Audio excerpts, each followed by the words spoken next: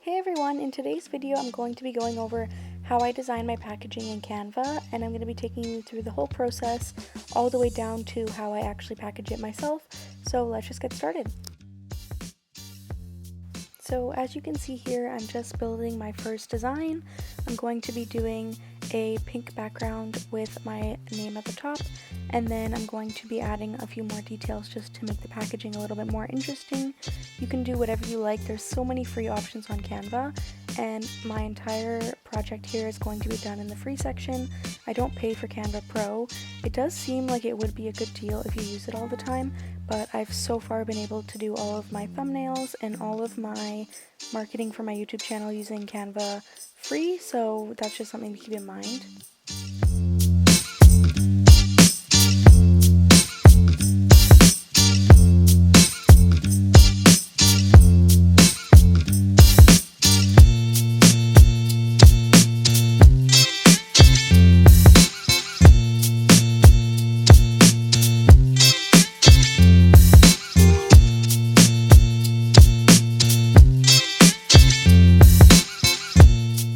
So here is how my packaging ended up coming together, and I really liked how this one looked. And so basically what I did is I started doing other sizes on Canva because I have 3 different types of packaging that I use, and you'll see them in a little bit.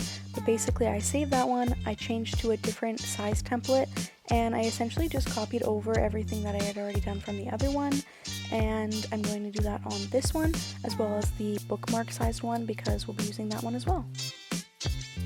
I had to modify the layout of the elements that I chose just because the packaging was different, and so where I put my name kind of affected where I could put stuff.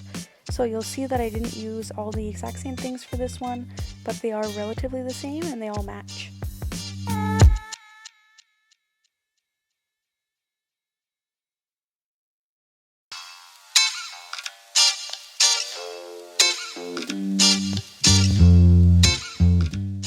So here you can see I'm doing the last one. I just used a bookmark template for this one, and this is what I use for my more vertical projects. You'll see at the end when I use it, and again, just copy paste and it's super easy.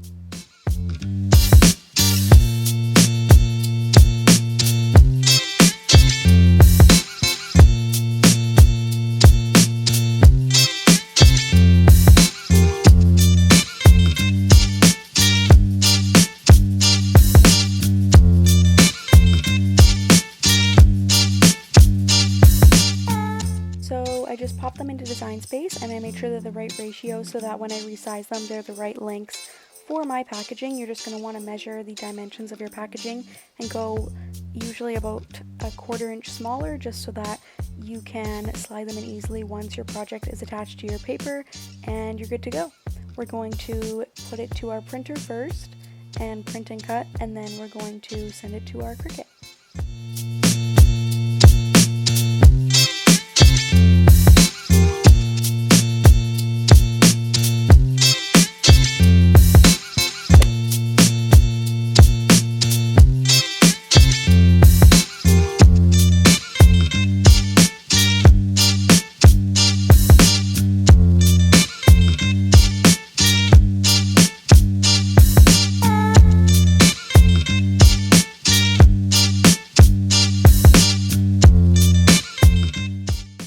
Once everything is done, I'm just going to pop them out. I should have done a little bit more pressure on these. They weren't snapping out super easy.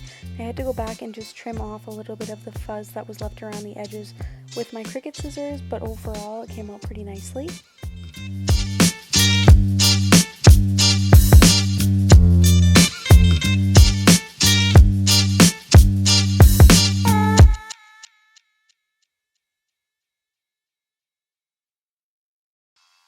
So I have been unable to get my hands on a small 1/16 hole punch for the longest time because my Michaels just won't carry it for some reason, and I haven't found good selection, so I'm just using these needle nose pliers right now. I'm thinking about getting an awl, which is just like basically a pointy screwdriver. I think that would be a better option than trying to navigate with the 2 arms, so I might consider getting an awl. but basically what I do is I just use the needle nose and I put little holes, and then I'm using this like waxed yarn that is easier to work with than regular yarn, and I'm just using it to basically, I don't know what type of knot this is, but just pull it around itself and tape it down on the back. Yeah, that's basically the process I'm going to be using for all of these. It is super easy, and the back looks kind of weird, but the front ends up looking really good and clean, and this is just my method. So I'm going to show you how I do my bottle opener with the bookmark sized template, and then the regular square template I'm going to be putting a keychain on, and then the large 4x6 template is where I did my wine charms. So I don't know if I've ever made these wine charms in any of my videos, but you guys are getting a little sneak peek of a product that I haven't shown before, and yeah.